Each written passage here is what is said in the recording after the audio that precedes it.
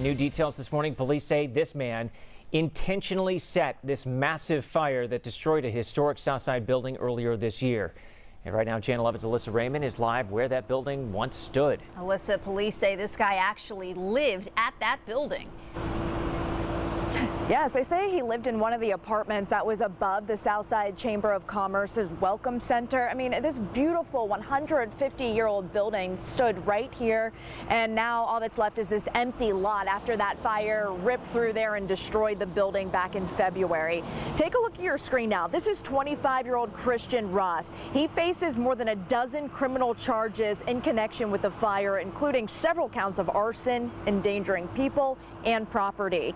According to the criminal complaint, 2 days ago, Ross admitted to setting the fire. In a written statement, he wrote, quote, "It's been weighing on me." He went on to say he used a handheld torch lighter to set an apartment door on fire inside of this building. The court documents also revealed that the property manager said Ross was a former tenant and had caused trouble for months back in 2020. The property manager said Ross moved out and never returned the keys to the building or that apartment. So he changed the locks, but told investigators Ross has broken in multiple times.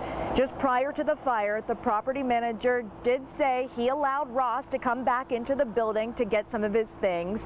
A maintenance person left Ross alone and says he never saw him again after that. But surveillance video showed Ross coming from the back of the building and jogging away with a suitcase.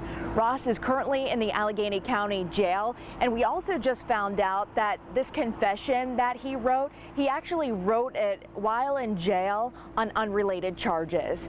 Reporting in the South Side this morning, Alyssa Raymond, Channel 11 News.